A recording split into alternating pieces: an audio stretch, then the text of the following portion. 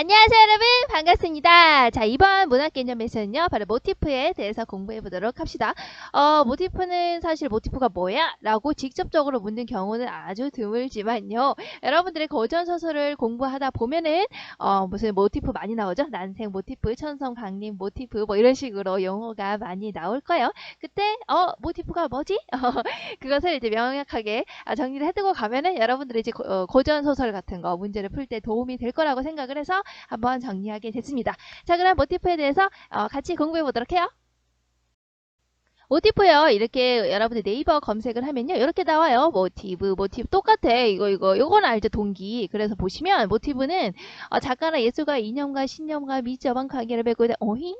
자, 하나의 작품은 동일한 모티브를 지니고 있으면 여기서는 이제 이런 동기 같은 건가 봐, 모티브. 그래서 지니고 있을 뿐만이 아니라 여러 가지 모티브를 보여주는 경우도 있다. 때로는 모티브는 동기라는 뜻이 되기도 한다. 두 개가 같이 동일하게 쓰이는 모양이에요.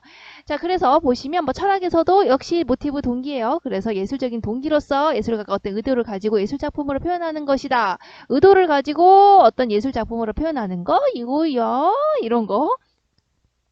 자, 그리고 인테리어 용어에서도 쓰이나봐. 보면은 움직임이라는 말 역시 그지 말에서 유래가 됐으며 예술적인 표현의 중심적인 동기 역시 동기 있죠. 동기에서 또는 의도 이런 것들을 의미한다라고 나와있죠. 과연 그런 뜻일까요? 우리가 생각을 해볼까? 그래서 계속 검색을 해보면 교과서 속에 있는 이제 우리 모티프, 이제 문학에서 쓰이는 모티프라는 개념을 보면은, 자, 모티브, 영어 있죠, 영어를 보세요. 이것은 일상생활에서 흔히 같은 의미로 사용이 되지만, 이 둘은 엄밀히 말해서 서로 다른 개념이다. 모티프라는 것은 영어.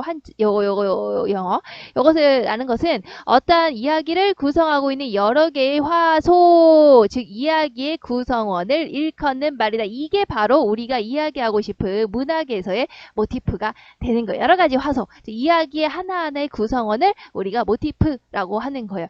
예를 들어서 주멍서라라는 이야기 속에는 모티프가 여러 가지, 난생 모티프, 유아 부인이 알을 낳았고 그 알에서 주몽이 태어났다라는 알을 가지고 태어났다는 난생 모티프, 그리고 주몽은 천체의 아들인 헤모스의 자식이다라는 천손 모티프, 하늘의 자식이다라는 모티프를 손꼽을 수가 있다. 다시 말하자면 어떤 하나의 이야기를 구성하는데 중요한 요소가 되는 단위를 가리키는 말이 바로 모티프라고 한다. 이제 알겠죠? 문학에서의 모티프하고 예술에서의 모티프가 조금 달랐네요. 그래서 아까 우리 사전에서 찾아본 것을 보면요, 이렇게 요약할 수가 있어요. 예술에서는 작품을 표현하는 어떤 동기가 됐던 작가의 중심 사상을 나타내지만, 우리가 알아야 될 건 이 문학 작품에서의 모티프가 무엇이지? 라고 하는 거죠. 문학에서의 모티프는 주로 창작 동기와 관련된 사상, 소재, 즉 화소를 가리킨다. 이야기의 한 단위를 가리킨다. 그렇구나. 문학에서는요, 바로 이야기의 아주 작은 단위를 바로 우리가 모티프라고 하는 거구나 라고 이렇게 알 수가 있네요. 자, 그래서 문학작품에서 쓰이는 모티프라는 것은요, 자, 모티프를 똑같은 말로 화소라고도 하거든요. 자, 그래서 화소를 보면은 여기 화자 있죠? 이야기, 그리고 소자 보시면 바탕이라 되죠? 그러니까 이야기의 바탕, 이야기의 본질이라는 얘기죠. 자, 그래서 이야기의 주제를 이루는 사건의 최소 단위를 우리가 모티프라고 합니다. 똑같은 말로 사파, 원형이라고도 하는데 이게 다 무슨 말이냐면 결국 이런 거예요. 자, A라는 모티프, 이것을 화소예요. 그 이야기의 가장 작은 단위, 화소, 그러니까 원소 이런 거 생각하시면 되죠. 가장 작은 이야기의 단위가 모이고 A라는 모티프, B라는 모티프, C라는 모티프 등등등등이 모여서 하나의 이야기를 구성을 하는 거예요. 그래서 이야기를 구성하는 아주 작은 단위의 이야기를 우리가 뭐라고 한다고? 모티프라고 한다고. 똑같은 말로 뭐라고 한다고? 바로 화소라고 한다고. 자, 그럼 이런 모티프는 어떤 특징을 가지고 있냐? 모티프는 대부분 이제 고정적으로 나타나고요. 여러 이야기에서 반복적으로 사용이 되는 거랍니다. 그러니까 여러 이야기에서 반복적으로 사용이 되는 거 어때? 여러 모티프를 통해서 여러 작품들이 서로 연결이 될 수가 있겠죠? 자, 그래서 이런 여러 연결이 되는 이런 모티프는 주로 어디에 쓰이냐면요, 고전 소설이라든가 고전 설화에서 이제 많이 나타나게 되는 거랍니다. 아무래도 이제 입으로 전달되기도 하고, 예전 이야기는 아무래도 그 전에 이야기에 영향을 영향을 받기도 하고 이러기 때문에 고전소설이나 고전설화, 그러니까 보통 현대 쪽보다는 고전 쪽에서 이런 다양한 모티프가 반복적으로 사용되면서 다른 작품들과 연결되는 특성을 가지고 있어요. 자, 그래서 이거는 이제 아까 설명했던 거죠. 문학작품 속에서. 그래서 아주 자주 나타나는 특정한 이야기 단위, 그러니까 문학작품에서 한 이야기를 구성하는 모티프인데, 한 이야기를 구성하는 작은 이야기의 단위가 모티프인데, 이것은 고정적이고요. 반복적으로 여러 작품에 나타나는 게 특징이다라는 겁니다. 자, 그러면 이제 모티프, 이 이야기를 구성한 이 모티프에는 무엇이 있냐, 이제 이런 것들을 여러분들이 이제 시험 문제에 나오게 되는 거죠. 자, 주로 많이 나오는 거를 해봤는데요. 바로 뭐냐, 난생 모티프라고 했죠. 아까 뭐라고 했습니까? 여러 가지 모티프를 통해서 다른 작품들과 연결된다. 여러 이야기에 반복적으로 쓰인다고 했죠. 특히 난생 모티프는요. 난자 바로 이게 알이거든요. 알에서 생자 뭐야? 태어나다라는 뜻이에요. 알에서 태어난다라는 조그마한 이야기가 여러 이야기에서 반복돼서 나타난답니다. 주로 어디에 나타날까? 주로 뭐 신화 같은 거 아니면 건국 신화 뭐 이런 거 있죠. 이제 그런 데서 많이 나타나죠. 그래서 난생 모티프 많이 나타나는 게 뭐 있냐? 바로 주몽 신화 아십니까? 주몽. 자, 주몽 신화에서도 어떻게 난생 모티프가 나타나지? 아버지가 해모스였고 신이었죠. 그리고 유아 또 신이 그 아들이었죠. 뭐야 바다의 신의 딸이었죠. 둘이가 러브러브를 했죠. 그리고 나서 나중에 알을 낳죠. 바다의 신 우리 그 해모스하고 그리고 우리 그 유아 가 바로 만나서 러브러브를 한 다음에 주몽이 나오게 되죠. 근데 주몽이 어떻게 나온다고? 알로 나오게 된답니다. 자, 이런 식으로 나와요. 자, 근데 주몽은 어디니? 바로 고구려의 신화였죠.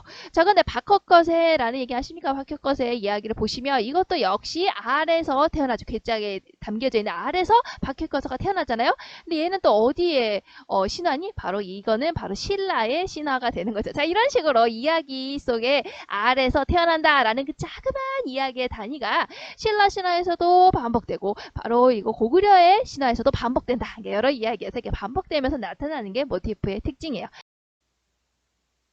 자, 그 다음에 이제 혼사장애 모티프라든지 결혼을 하려고 하는데 어떤 방해가 있다든지 아니면 다른 생물로 변하는 뭐 변신 모티프라든지 뭐 괴물로 변한다든지 아니면 무생물 뭐 단추로 태어난다든지 뭐 공으로 태어난다든지 뭐 이런 식으로 예를 들면 그리고 남장 여자 모티프 보통 이제 남장 여자 모티프 같은 경우에는 이제 여성이 길을 떠난다든가 어떤 임무를 수행해야 될 경우에 이제 여성의 몸으로 이제 조선시대나 뭐 이런데 다니게 되면 위험할 수가 있잖아요. 그럴 경우에 이제 남장을 하고 가게 된다라는 식의 이제 남장 여자 모티프 같은 게 등장하게 된답니다. 그러니까 아무래도 여러분들이 이제 시험 문제와 직접적으로 연관이 있는 것은 모티프가 어떤 특징을 가지고 있고 어떤 것이냐라는 개념보다는 구체적으로 어떤 모티프가 작품 속에 어떻게 쓰여 있는지 그걸 아는 게 중요하겠죠? 자, 그럼 이제 구체적으로 어떤 모티프가 쓰여져 있는지 같이 한번 공부해 보도록 합시다. 자, 이제부터는 많이 나오는 모티프 중심으로 설명을 해보도록 할게요. 모티프에는 아주 많은 것들이 있는데요. 시험에 대부분 많이 나오는 것부터. 첫 번째 난생 모티프가 있습니다. 뭐냐면 난자는요. 알이라는 뜻이에요. 알. 그리고 이 생자는요. 태어나다라는 뜻이죠. 그러니까 알에서 태어나는 이야기가 되는 거예요. 자, 그래서 주로 나와 있는 것은 이야기 속에 나와 있는 주인공이 알에서 태어난다라는 그 짧은 이야기의 단위가 바로 이제 난생 모티프가 되는 거랍니다. 대부분 이제 알에서 태어나는 거니까 굉장히 신기하잖아요. 신비하잖아요. 또 어떻게 보면 알에서 깨어난다는 것 자체가 새로운 세계로 안에서 새로운 세계를 뚫고 나오는 거잖아. 그러니까 대부분 신화 같은 데서 많이 나와요. 이제 신화에서 대부분 이제 건국 신화, 나라를 세우는 위대한 인물이 등장을 할 때 어떤 알이라는 그런 벽을 뚫고 나오는 그런 것이 나오게 되는 거죠. 자, 그래서 대부분 주몽신화, 박혁거세 신화 등등 신화에서 많이 나온답니다. 그래서 예시를 보면요. 이렇게 나와 있어요. 선생님이 색깔을 칠해놨는데요. 자, 유아가 주몽을 낳을 때 이야기다. 자, 이건 주몽신화의 이야기죠. 유아는 어머니고요. 주몽을 낳았어요. 아들이에요. 자, 어떻게 낳았냐? 자, 이걸 보세요. 자, 왼편 겨드랑이로. 오호! 겨드랑이로 여러분 낳을 수 있어요. 대단하지 않습니까? 역시 신은 뭔가 다르네요. 자, 왼편 겨드랑이로 알을 하나 낳았는데 그렇군요. 알을 낳았다. 주인공이 알에서 태어났구나 하는 난생 모티프가 들어가 있구나. 그래서 크기가 이렇게 컸고요. 금왕은 이를 괴히 여기서 말하되 이제 금왕이 데리고 있었지 유아를. 자, 뭐라고 했냐? 사람이 새 알을 낳은 것은 상스럽지 못하다. 사람이 지금 사람은 아니죠. 엄밀히 따지면은 바다의 신인 딸이니까요. 신족이야. 그래서 겨드랑이로 알을 뻥 대단하지 않습니까? 어쨌든 이야기의 주인공이 알에서 태어난다는 것은 바로 난생 모티프, 주로 신화에서 나타나는 거예요. 자, 그 다음에 여러분들이 문제를 풀다 보면 가장 많이 만나는 게 바로 이거예요. 혼사, 장애, 모티프요. 자, 혼사, 결혼에 이래요. 장애가 있는 거. 그러니까 결혼을 하는데 뭔가 문제가 있다. 그로 인해서 결혼이 좀 어려워진다. 뭐 그런 것들이 바로 이제 혼사, 장애, 모티프의 내용입니다. 그래서 대부분 이런 구조를 취하고 있어요. 만나겠죠. 남자 주인공이 만나서 러브러브 해요. 자, 그런 다음에 고난을 겪게 되는 거예요. 대부분의 고난은요, 어떤 장애를 만나서 이별을 하게 되는 거죠. 그러니까 혼사, 결혼을 하는데 이별하게 되니까 장애가 있는 거 맞죠? 자, 어떤 장애가 있는 거냐? 대부분 이제 등장인물이 혼인하는데 어려움을 겪는 건데, 부모가 반대한다는 거. 그러니까 가문이 원하는 사람과 내가 원하는 사람의 충돌을 일어난다든가, 아니면 이제 뭐 죽은 거죠. 그러니까 예를 들어서 내가 사랑하는 여인이 있었는데 알고 보니 그 여인은 죽은 사람이었다더라. 아니면은 내가 어떤 여인과 결혼을 했는데 나중에 무슨 뭐 전쟁이 터져서 이별을 하게 된다더라. 죽음으로 인해서 갈라지게 되는 거죠. 자, 이런 식으로 어쨌든 결혼을 상황에, 연애하는 상황에 장애가 발생하는 이제 그런 것을 우리가 이제 혼인하는데 어려움을 겪는 그 모티프를 우리가 혼사 장애 모티프라고 하는 겁니다. 근데 결국에는요, 극복을 하고 재결합을 하게 되죠. 대표적으로 나와 있는 소설에는 심생전이라든가 하생기우전 같은 경우는 하생이 기이한 일을 만나는 이야기고요. 채봉간 별거, 여기서도 채봉이라는 여자가 이제 그 사랑하는 남자와의 사랑이 이루어지기까지가 굉장히 만남, 이별 계속 그것을 반복하면서 벌어지게 되거든요. 그래서 어쨌든 혼인하는데 굉장히 어려움을 겪는 이야기가 고전소설에 등장하면 여기에는 혼사장애 모티프가 쓰였구나 라고 우리가 딱 눈치를 챌 수 있으면 되는 거예요. 자, 그럼 심생전의 예를 보면 이렇게 나와 있답니다. 자, 심생이라는 사람이요. 아무리 조심을 하여도 집에서는 그가 바깥에서 자고 오래 돌아오지 않는데 의심하지 않을 수 없었다. 심생이 이제 바깥에 가서 막 자고 오는 거예요. 자, 그리하여 절에 가서 글을 읽으라는 명이 내렸다. 집에서는 너 뭐 하는 거냐? 뭐 이렇게 한 거지. 자, 선방에 머문 지 근 한 달 가까이 되었다. 심생에게 권려는 이제 그녀, 이제 사랑하는 여인이죠. 여인의 어문 편지를 전해주는 사람이 있었다. 자, 편지를 펴보니 유서로 영영 이별하는 것이 아닌가. 권력 그녀는 이미 죽은 것이다. 자, 그러네요. 내가 사랑하는 여인과 지금 이루어지지 못했죠. 왜? 죽음이라는 것 때문에 혼사 장애가 발생해네요. 자, 이런 것을 바로 우리가 이런 부분을 봤을 때 이 심생전에서는 혼사 장애 모티프가 나타나 있구나. 이렇게 여러분들 딱 찾을 수 있는 거예요. 혼사장애 모티프는요, 여러분 2020학년도 대학 수학 능력에서 국어 영역에서도 나왔거든요. 짝수형을 들고 왔는데요. 자, 여기 36번에 나와 있어요. 이제 유씨 3대록에 관련된 내용인데, 유씨의 이제 3대에 걸친 이야기죠. 가문 장편 소설이에요. 그래서 여기서 보시면, 유씨 3대록은 유씨 3대 인물들의 이야기를 연결한 국문 장편 가문 소설이다. 그러지 3대가 나오니까. 각 이야기들은 그 자체로 완결성을 갖추고 있어서 독립적이지만, 자, 혼사나 여기 딱 나와 있네요. 뭐라고 나와 있냐? 혼사나 그로 인해서 파생된 각각의 갈등이 나와 있죠. 각각의 갈등이 어떻게 한다고? 동일 가문 내에서 전개된다는 점에서 연결이 된다. 이러한 갈등은 가법이나 이제 가문에서 원하는 것, 인물의 성격에서 유발이 된다. 가문의 구성원들은 혼사를 둘러싼 갈등이 그렇죠. 혼사를 둘러싼 갈등. 자, 이런 것들이 이제 가문의 안정과 번영을 저해한다고 여겼기에, 그러니까 내가 생각하는 사랑과 내가 이제 개인적인 원하는 사랑, 그리고 가문이 원하는 사랑이 서로 다른 거죠. 그래서 이럴 경우에 가문 차원에서 이를 해결해 간다라고 나와 있죠. 그러니까 여기 딱 보시면 혼사나 그로 인해서 파생된 각각의 갈등, 자, 혼사를 둘러싼 갈등, 이거 다 뭐를 얘기하는 거죠? 이거 다 뭘 얘기하는 거지? 바로 결혼이 이루어지기 어렵다. 주인공의 결혼에 장애가 발생하는 바로 무엇입니까? 바로 혼사 장애 모티프를 얘기하고 있는 부분이에요. 자, 그런가 하면요, 다른 걸로 변하는 뿅 하고 변하는 변신 모티프가 고전소설에서도 다양하게 등장을 하게 된답니다. 여러분 영화 변신 보셨어요? 변신. 우와, 엄청 무섭죠. 악마가 가족 구성원으로 변해가지고 누가 누군지 모르잖아. 그렇지, 엄마였기도 했다가 갑자기 아빠였기도 했다가 막 이런 식으로 악마가 그 안에서 변신을 하잖아요. 자, 요거 생각하시면 됩니다. 자, 변신 모티프는요, 신체 일부나 전체가 본래의 형상과 다르게 변하는 거예요. 근데 그게요, 고전소설 고전소설에서 아주 아주 등장을 한답니다. 자, 많이 나오는 거, 자, 박시전을 보면요. 박시전은 원래 별로 아름답지 않은 좀 추녀의 모습이었죠. 흉한 얼굴을 가지고 있는, 흉한 외모를 가지고 있는 여인이었어요. 그랬다가 나중에 어때요? 결과적으로 내용상 보면 이제 나중에 뒷부분에서 아름다운 여인으로 휘웅 변하게 되죠. 자, 그러면서 변신을 하게 된답니다. 자, 금방울전은요, 쇼킹해요. 애를 낳았는데요. 라는 뭐가 나왔지? 금방울이 나오고 여러분 방울이 나왔어요. 와우, 대단하지 않습니까?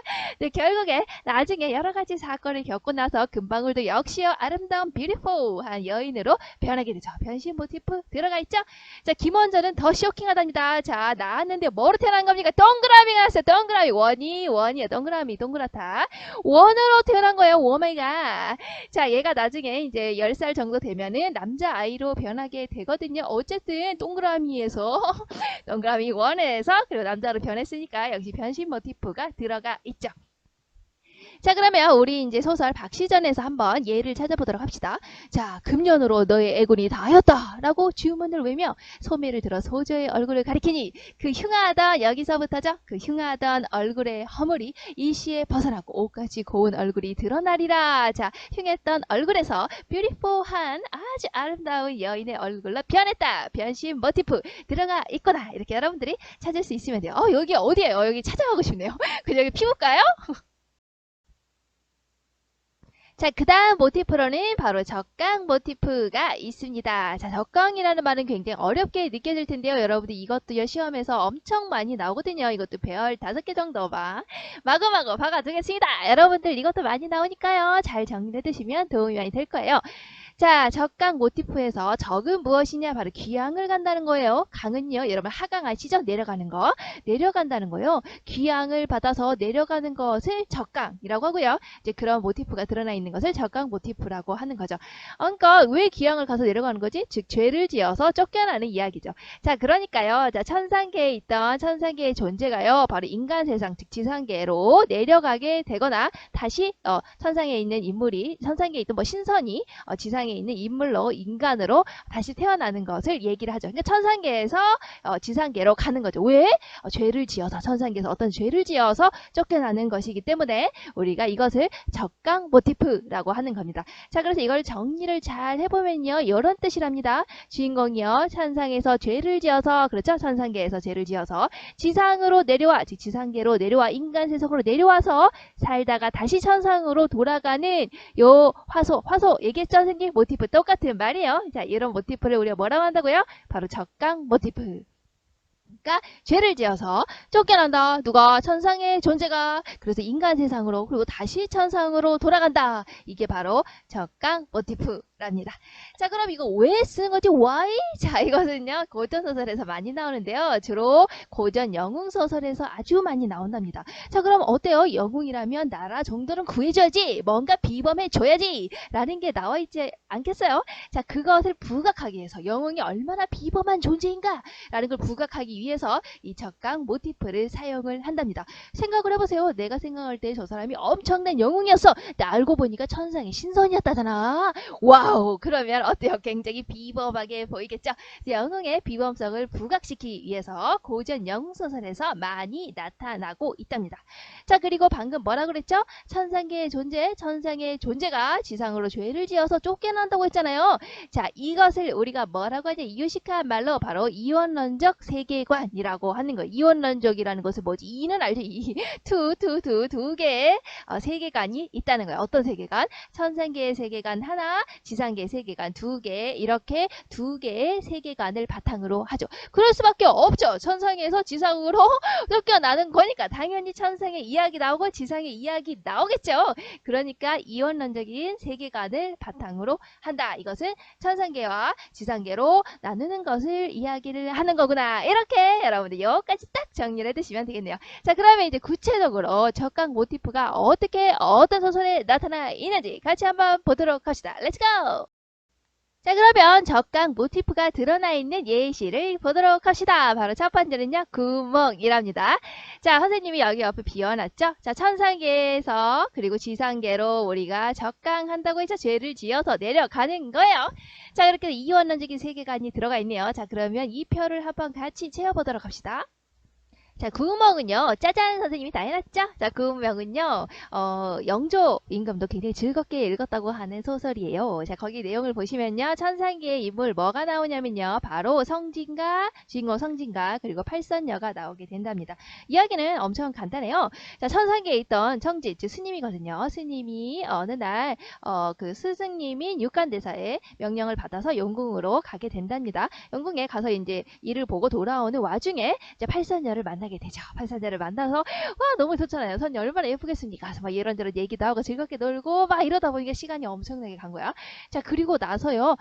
내가 팔선녀들하고 재미있게 놀다가 보니까 어느 날 인생이 무상한 거야. 나 지금 뭐 하는 거지? 나 이렇게 태어나서 나 지금 뭐 하고 있는 거야? 여기서 스님으로 사는 게 좀 이렇게 안타깝게 느껴지게 되는 거예요. 그게 이제 천상계의 얘기였답니다.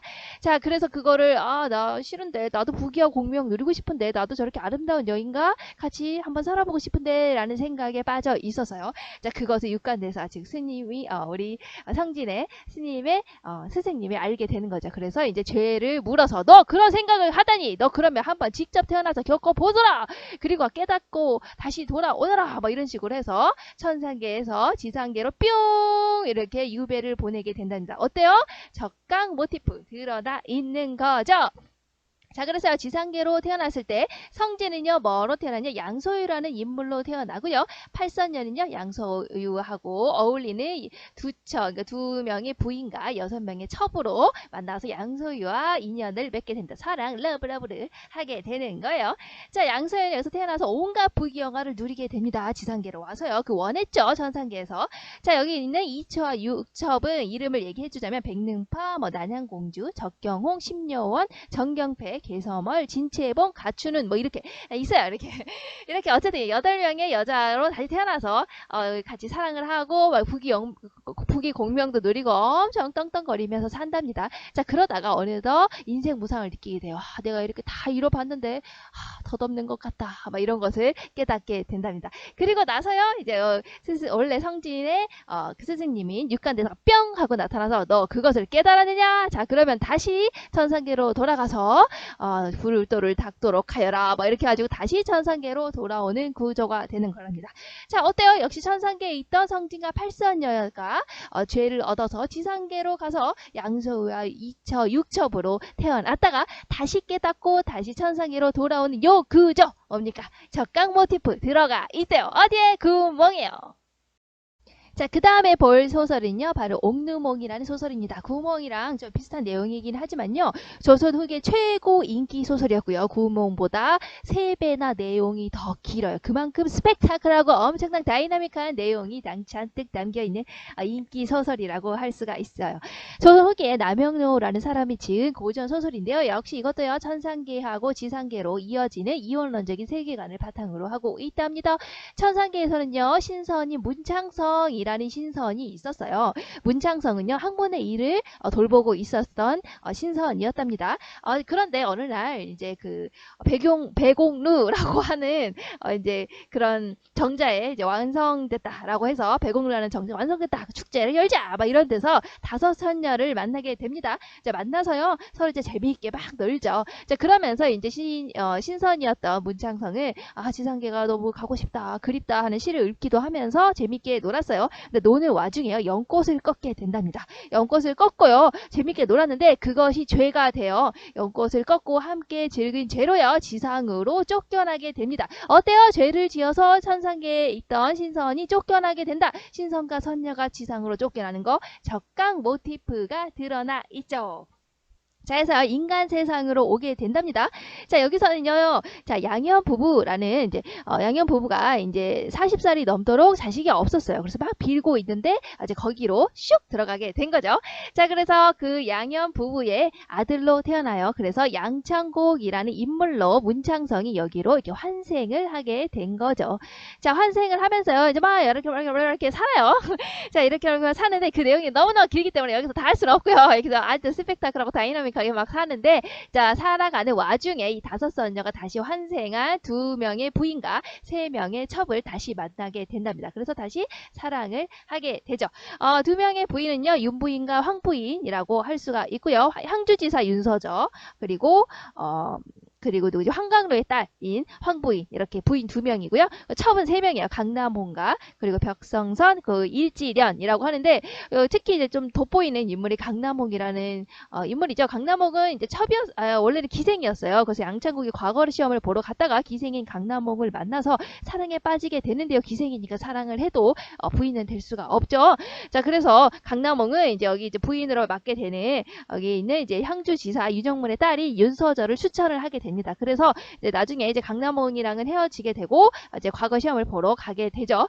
자, 그렇게 되는데요. 가는 이제 와중에 이제 강남홍이 뭐 이제 다른 이제 지사에 막 유혹을 받아가지고 이제 이렇게 해라, 막 나랑 이렇게 하자, 막 이렇게 했는데 안 된다라고 해서 강남홍이 난 절개를 지키겠다 이렇게 해가지고 물에 빠집니다. 근데 누가 구해주게 되죠? 그러면서 이제 강남홍이 이제 여걸로서 등장을 하게 돼요. 그래서 나중에 여차여차 해가지고 이제 강남홍이 이제 막 무술도 닦고 막 이래가지고는 나중에 이제 양창국과 강남홍이 서로 적장의 진영에서 맞붙게 되죠. 근데 서로 보니까 알아보게 되잖아. 내가 예전에 사랑했던 사람이잖아. 그래서 다시 사랑을 이루게 된다라는 아주 다이나믹한 얘기가 뒷부분에 나오게 된답니다. 어쨌든 이제 강남홍이라는 인물이 좀 독특하고요. 이렇게 해서 두 부인과 세첩을 거느리고 즐겁게 살다가 다시 천상계로 돌아가게 된답니다. 그러니까 어쨌든 여기서도요. 어때요? 죄를 지어서 지상계로 내려갔다가 다시 천상계로 돌아가는 적강 모티프가 옥루몽에도 들어가 있구나. 이렇게 할 수가 있네요.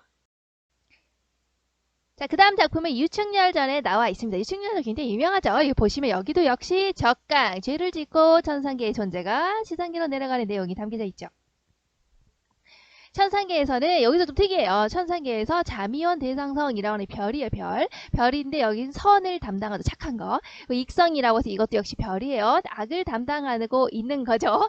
두 별이 서로 대립을 해요. 신선이라고 생각하시면 됩니다. 서로 대립을 하고 있었어요. 천상계에서도 이미 대립스, 그죠? 이미 대립하고 있었어요. 자, 그런데요. 옥황상제 잔치에서 익성이 자미원 대상성에게 막 시비를 걸어요. 그래서 막 다투게 되죠. 근데 어때요? 옥황상제 잔치 에서 감히 네가 싸우냐 막 이래가지고 둘을 어때요? 지상계로 귀양을 보내게 됩니다. 나오죠? 천상계의 존재가 죄를 얻어서 지상계로 가는 거 나와 있죠? 역시 적강 모티프 드러나 있다고 볼 수가 있어요. 자, 그래서 자미원 대장성이라는 선을 담당했던 착한 이 천상계의 존재는 지상계로 내려와서 바로 유충열이라는 선을 담당하는 인물로 태어나게 되고요. 자, 이 악을 담당했던 익성은요, 바로 천상계에서 지상계로 쓱 내려가서 정한담이라고 하는 나쁜 놈으로 태어나게 되죠. 그래서 역시 천상계에서 대립을 했던 것처럼 지상계에서도 유충열과 정한담은 대립을 나타내게 된답니다. 그래서 서로 이렇게 대립을 나타나는 내용이 이제 주된 유충열전의 내용이라고 볼 수가 있어요. 그러니까 이게 적강이 되었다라는 부분은 아마 유충열전을 가져 초반 부분에 나와 있을 거예요. 어쨌든 천상계의 존재가 죄를 얻어서 그리고 지상계로 내려가는 내용이 나와 있으니까 유충열전에도 적강 모티프가 드러나 있다. 이런 식으로 여러분들이 이제 책에서 잘 찾아서 보시면 되는 거예요. 그리고 이거 적강 화소는요, 정말 많이 나오기 때문에 여러분들이 꼭 머릿속에 담아 놓고 보시면 돼요. 이 용어도요, 엄청 많이 나오니까 용어도 적강이라는 용어도 제대로 잘 알고 계시면 도움이 될 거라고 생각이 듭니다. 자, 그러면 적강 기출의 예시를 우리가 기출해서 한번 찾아볼까요? 2014학년도 3월 고2 전국연합학력평가에서 선생님이 이제 비용을 가지고 왔는데 여기 국어를 보시면 나와 있어요. 여기 31번에서 34번까지 있죠. 여기에 지문이요. 바로 뭐냐면 숙향전이 나와 있답니다. 이번 시간에는 이걸 푸는 게 아니니까 일단 여기 32번에 나와 있는 것을 보시면, 자, 보기를 참고하여 윗글을 감상한 내용으로 적절하지 않은 것을, 우리 숙향전은요, 적강소설의 아주 대표적인 작품이거든요. 그래서 이렇게 보기를 보시면 이렇게 설명이 나와져 있어요. 뭐라고 나와 있냐? 자, 숙향전은 등장인물들이 초월계에서 죄를 짓고 인간계로 쫓겨나서 벌을 받는 과정에서 일어난 사건을 중심으로 이야기가 전개가 된다. 자, 이거 뭐 얘기하는 거죠? 자, 등장인물들이 초월계, 그러니까 뭐라고 했지? 천상계에서 죄를 짓고 어떻게 한다고? 인간계로 지금 가게 되죠. 죄를 짓고 인간계로 지금 가고 있죠. 자, 그러니까 이거는 지금 무엇을 얘기하고 있는 겁니까?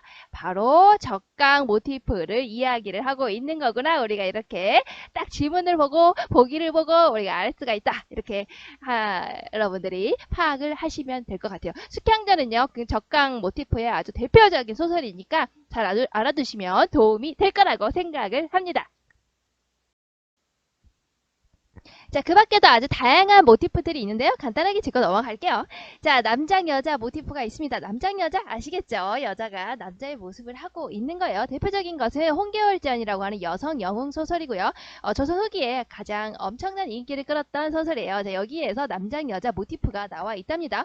자, 홍계월전은요, 이제 계월이라는 여성이요, 이제 남자로 남장을 하게 되는데 이름을 이제 평국으로 바꾸고 남자로 이제 생활을 하게 돼요. 그러면서 이제 여러 가지 활약을 펼치는데 이유는 이제 부모를 이제 잃어버리거든요. 부모를 잃어버린 부모를 찾기 위해서 남장을 하게 되는 이야기가 나오게 된답니다. 어쨌든 여자가 남자의 모습으로 이렇게 했으니까 남자 여자 모티프가 홍계월전에는 나타나 있다라고 보시면 되는 거예요. 그 다음에는 바로 인기교환 모티프가 있답니다. 인기교환, 인자는 사람 인자고요. 귀는 귀신이 되는 거랍니다. 사람과 귀신이 서로 교환한다, 교섭한다. 사람과 귀신이 서로 교섭하는 게 뭐겠습니까? 사람과 귀신이 서로 사랑을 한다 라는 내용이 들어가 있으면 이게 인기교환 모티프가 들어가 있는 거예요. 그러니까 이게 두 가지 유형이 있는데요. 자, 원래부터 사람이었고요. 원래부터 귀신이었는데 만나서 사랑하는 경우가 있고요. 자, 원래 사람이었고요. 귀신도 원래 사람이었겠죠. 원래 사람이었다가 죽었어요. 다시 환생을 한 거죠. 근데 이때 환생은 진짜 완전히 인간으로 환생이 아니고 잠깐 온 거예요. 인간생에 잠깐 왔을 때 거기에서 만난 인간과 사랑에 빠지는 내용이 되는 겁니다. 이 두 가지의 유형이 있어요. 자, 대표적인 예로는요, 바로 김시습의 이제 금오신화라는 소설에 담겨져 있는 여러 가지 소설 중에 하나, 바로 만복사 저포기를 가지고 왔는데요. 자, 만복사 저포기는요, 주인공 양생이 나오게 된답니다. 자, 양생이요, 만복사라는 절에 가게 돼요. 만복사라는 절에 가서요, 스님한테, 거기 있는, 가가지고, 거기서 부처님한테 소원을 빌게 됩니다. 뭐 하면서 저포놀이를 하면서 빌게 돼요. 그래서 제가 저포놀이를 해갖고 제가 이기게 되면 아름다운 여인을 점지해주세요 라고 얘기를 하죠. 그런데 얘 혼자 하잖아. 그렇지. 자기가 이겼다고 하면 이긴 거 아니에요. 사실은 난 진짜 이거 모르겠는데 이거 본 사람이 없잖아. 내가 어제 이겼어요. 이겨서 이제 아름다운 배필을 점지를 받게 됩니다. 그래서 그때 만나는 여인과 이제 사랑에 빠지게 되죠. 근데 그 여인이 바로 뭐였냐면 바로 인간이 아니고 귀신이었답니다. 자, 그러면서 나오는 얘기예요. 그러니까 어쨌든 김시습의 만복사 저포기에는요, 인간과 귀신이 사랑을 나누는 인기교환 모티프가 들어가 있습니다. 자, 그 다음에 천선 모티프. 자, 이거 아시겠죠? 천은 하늘천자예요. 하늘의 자손이라는 모티프죠. 주로 신화에서 많이 등장을 해요. 왜냐면 신화에서 어때? 우리의 시조가 바로 하늘의 후손이라 막 이렇게 하면 어때요? 굉장히 신비로워 보이죠? 위대해 보이잖아요. 자, 그래서 보통 신화, 설화 중에서도 신화의 주인공이 대부분 하늘의 자손이라고 하는 천선 모티프를 많이 가지고 있답니다. 대부분 가지고 있어요. 그래서 뭐 단군설화 여러분 아시죠? 단군설화에서는 천재 환인의 아들인 환웅이 땅으로 내려와서 웅녀와 결혼해서 단군을 낳았다. 그러니까 어쨌든 하늘의 자손이죠. 자, 주몽설화에서는 천체의 아들인 해모수가 하늘의 아들인 해모수가 그리고 땅으로 내려왔다가 합의 바다의 신 강해신인 유아 그 강해신의 딸인 유아와 결혼을 해서 주몽을 낳았으니까 어쨌든 여기 하늘의 자손이 되는 거죠. 그러니까 천선 모티프가 들어가 있어요. 아시겠죠? 자, 그러면 밑에 박혁것의 설화하고 김수로 설화를 같이 한번 보도록 합시다. 자, 박학교서 설화를 검색을 해보면 이렇게 나와 있어요. 신라의 건국설화이고요. 여기서 보시면 지난 땅에서 6마을의 어른들이 알천이라는 두 개 모여서 이제 그 사람을 찾아내서 임금으로 삼아서 나라를 세우고 도읍을 정하자고 의논을 했다. 근데 마침 거기 아주 우물 곁에서 갑자기 이상한 기운이 있고 번개불같이 땅에 들이우고 거기에 100마 어허이 흰 말이 한 마리가 꿇어앉아 절하는 신용을 하고 있었는데 그곳을 찾아가 보니 보랏빛 알 한 개가 있고 알을 낳네 말이요. 자, 그러면서 사람을 보자 울음소리를 길게 내면서 하늘로 올라가 버렸다. 그러니까 하늘에 있는 존재였네요. 그러니까 역시 박학교세도 이 아래서 나온 박학교세도 바로 천선 모티프 하늘의 자손이라는 천선 모티프가 들어가 있다라고 볼 수가 있어요. 자, 김수로왕 신화를 보시면요. 김수로왕은 바로 금강 가야의 시조이죠. 김혜김씨 시조인 김수로왕인데요. 자, 줄거리를 보시면 이렇게 나와져 있어요. 자, 뭐냐, 뭐 천지개벽 어찌고 저찌고 해가지고 이제 뭐 이 사람들이 이제 왕을 원했다. 그래서 구지가 노래 아시죠? 그래서 구지가를 부르면서 막 기다렸다. 자, 그래서 춤을 추면서 기다려보니 갑자기 자, 노끈이 여기 나왔죠? 보랏빛 노끈이 하늘로부터 드리워서 땅에 닿아 있었고 노끈 끝을 찾아보니 갑자기 하늘에서 온 거예요. 그러니까 역시 천선 모티브 들어가 있죠. 붉은 보자기로 싼 금압이 있었다. 호 금상자가 있었던 거야. 그래서 금상자를 열어보니 둥글기가 해 같은 황금알 6개가 있었다. 호 갖다 팔까요? 자, 사람들이 모두 놀랐거든 기뻐서 함께 수없이 절을 하다가 조금 뒤에 알을 싸가지고 이 아도간의 집으로 돌아와 탁자 위에 두고는 각각 흩어졌다. 그리고 12시간이 지난 다음 날에 다시 가보니까 바로 알 6개가 사내 아이로 하였는데 얼굴들이 매우 촌스럽다. 이 중에서 이제 이렇게 뭐 짜자자자 보시면 이제 가야국을 일컬었다 하는 이제 김수로 왕이 나오게 된 설화가 나와 있어요. 어쨌든 하늘에서 왔죠. 그러니까 역시 천선 모티프가 들어가 있다라고 볼 수가 있네요. 자, 이 모티프 말고도 사실은 아주 다양한 모티프들이 있답니다. 하지만 선생님은 아주 자주 나오는 거, 아주 대중적으로 나오는 것을 위주로 했기 때문에 여러분들이 그거 보시고 도움 많이 받으면 좋을 것 같고요. 자, 그러면 우리 다음으로 넘어가 볼까요? 자, 이것은 무슨 모티프가 쓰였을까요? 请问有人在吗？有没有人啊？请问 우연히 만나는 게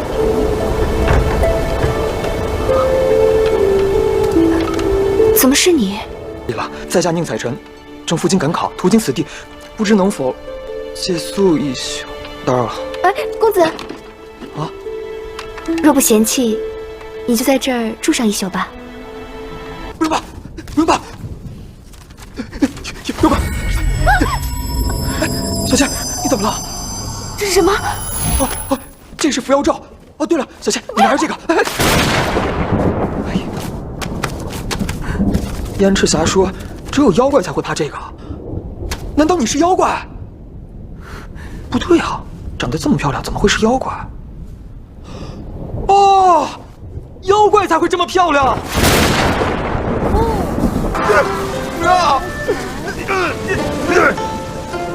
我还不知道你的名字。我叫聂小倩。聂小倩，你弄坏我的衣服了，你敢放我走？